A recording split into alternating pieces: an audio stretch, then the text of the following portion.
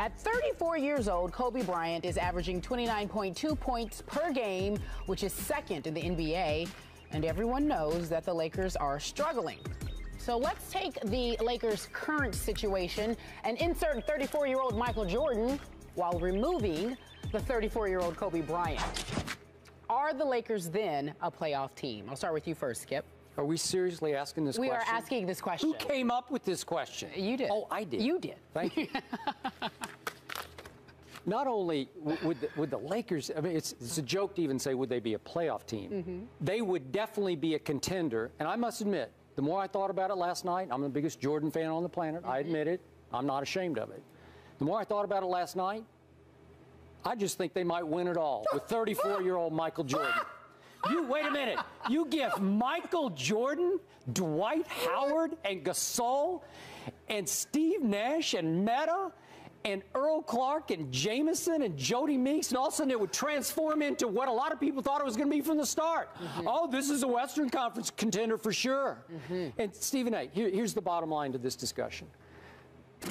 Michael Jordan made teammates better on and off the floor, because easily the greatest competitor and player ever was one of the greatest leaders ever. As great as Kobe Bryant is, in and of himself, he flies solo.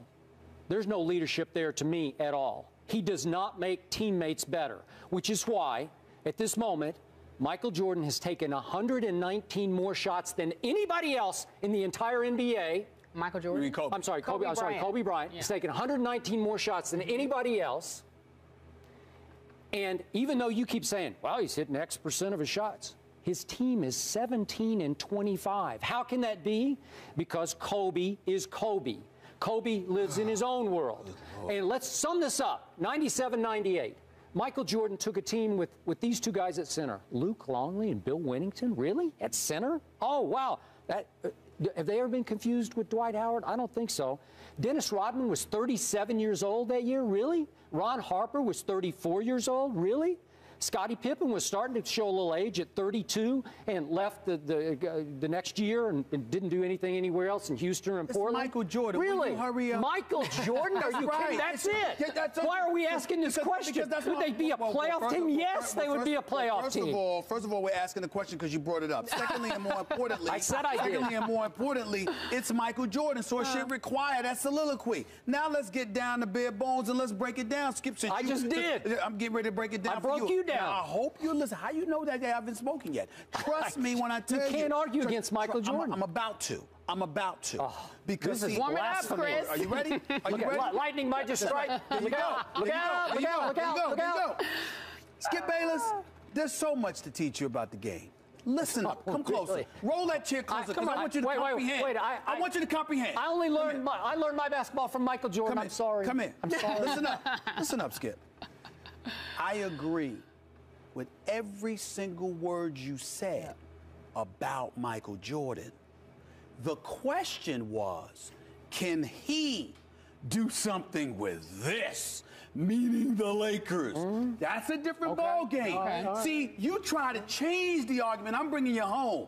This is not an indictment. Let me make sure, because I don't want to sit there and see some SUV with tinted windows coming at me saying, "Come here," MJ. like Michael Jordan 10 years ago. It. No, I'm not talking about Michael Jordan. Don't do it, MJ. I know he's the greatest ever. This is not an indictment against him. But let's break this down. Number one, if you remember when they won the first rings, they had the Bill Cartwrights, the Will Perdue's of the world, the Stacey Kings, okay? Those guys. Three-headed Be respectful of Will Perdue from Vanderbilt University. I'm just saying. Go ahead. The three-headed monster at the very least. 18 fouls, defend, rebound, know your role. You had Horace Grant. He was averaging a double-double. Know your role. Bottom line, you had Scottie Pippen, who you just continue to gloss over. This dude is one of the 50 greatest. He deserves to be glossed. No. He deserves to be glossed over if he is comparing himself to Michael Jordan. No, he does deserve to be. Do you think he was a top 50 player? You know what? Yes, because of both ends of the floor. Oh, please. He could listen. If you're talking about offense, of course, I want the Birds of the world and others ahead of him. But if you're talking about total package, what you do on both ends of the floor, I mean, come on, Skip. This dude. Remember, even though Michael could defend anybody, the difference in the series between the Lakers and the Bulls when they won their first ring, a series you covered, I did, is that Scottie Pippen picked up Magic Johnson 94 feet. Skip, he's 6'9". He's 6'9". He can move. He can defend. He is one of the greatest supplementary parts in NBA history. There is no denying it. Okay. There's no denying it. Now we go to the second three-peat, and we get to when Michael Jordan was that age. Well, who do you have? You have the Luke Longleys of the world. You still have the Horace Grants of the world. You have the Ron Harpers of the world, et cetera, et cetera. Michael Jordan was working with something, and you have a great coach. Working with something? Yes, because you have guys who knew their roles, was incredibly experienced, who knew how to play, who knew how to win, and you were exceptionally well coached. You look at the Los Angeles Lakers, you have, take Kobe aside, you've got Dwight Howard, who's a liability on the free throw line, okay? You got Pau Gasol with bad knees, bad ankles. Also, you have a coach in Mike D'Antoni who wants a frenetic pace, who wants to run the ball up and down the court, who wants to shoot every 7 to 12 seconds, who is learning on the fly how to coach defense. Michael Jordan, I mean, don't get me wrong, it's not the Chicago Bulls he inherited when he first came into the league. And he had Orlando Woodridge and Quentin Bailey and all of these and all of these no names. Mm-hmm. No. This is not them, but at the same time, the pieces that he has doesn't necessarily match. They would not be able to defend. They would not be able to rebound. They would not be, and they certainly wouldn't be as exceptionally well coached. And the combination, you remember, Michael Jordan didn't start winning until Phil Jackson became the coach and Scottie Pippen elevated his game. Before then, Michael Jordan was crying on the buses in Detroit in the Eastern Conference Finals because he couldn't get over the hump. It's not just Michael Jordan. It takes more. So for you to say, I'm not equating Kobe or anybody else to MJ. I'm simply saying you can't to sit here and say that with this collection, combined with this coaching, with Jim Buss running this organization instead of Jerry Krause and Reinsdorf, who deserve credit as well, you trying to tell me that Michael Jordan would have been able to overcome all of that? Yes. Beating Kevin Durant, yes. Beat San Antonio, beat Chris Paul and the Clippers, beat Miami with LeBron and D-Wade and those boys? You must be smoking. I don't know if he could have beaten San Antonio. That would have been tough. But other than that, yes. Please. You know better. You know better. No better. Come on, you're not looking at the Lakers. You're not looking at the Lakers if you think that. I'm looking hard. I'm looking at former All-Stars. I'm looking at former MVPs. I'm looking at 3-time Defensive Player of the Year. They don't work together. Okay, Michael Jordan would coach this team. You know what he'd say to Mike D'Antoni? Sit down, shut up. That's what he'd tell him. Mm-hmm. Seriously, he would. Really? I'm going to run this show. Okay. Can Kobe do that? If that's the case, why didn't he do that with Doug Collins, who is clearly an exceptional coach? Why didn't he do that then? Because Doug Collins left and Phil Jackson came on as the coach. I think he respected Doug Collins. Stephen A., you know Kobe. Can Kobe do that? Can Kobe say to D'Antoni, let me handle this? Kobe's got too much working against him. Mike D'Antoni is incredibly stubborn. And you have Buss, who does not care about Kobe's interest. He cares about his own.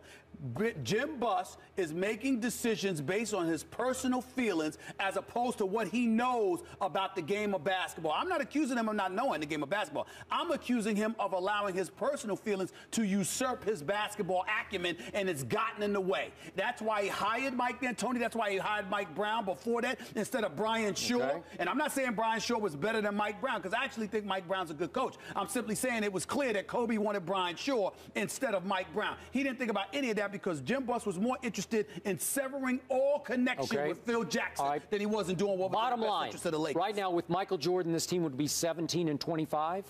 I don't know about that, but I'm saying what do you think it would be? Remember, I predicted that the Lakers would find a way to make the playoffs, but I don't think they will go past the first round. I certainly don't believe they'd be a championship contender. They'd go home with Michael Jordan too. So with Michael Jordan, they would lose in the first round. That's what you're saying. Probably, because they wouldn't be a top 4 seed, and then they'd have to play one of the top 4 seeds, and they'd get bumped off. That is the most disrespectful thing you have ever said on this show. Has Michael Jordan ever lost in the first round before? Yes. In his early years, Yes, exactly. Yeah. And this is like his early years, because that's the state of the Lakers. That's the state of the Lakers. That's what you're not hearing. It would flip as soon as he walked in the practice door. It would turn around. If that's the case, then he should never needed Pippen. He should have never needed Phil Jackson. He should have never needed Rodman the second go-round. After he came out of retirement, lost in the second round to Orlando. 37 years old. Lost in the second round to Orlando on those boys, okay? And then he came back They got Rodman, and they started winning again. You're talking about the greatest winner in the history of sports. I'm not denying it. I'm just saying this situation in L.A. is worse than you realize. No. That's my point. Not about Michael Jordan. That is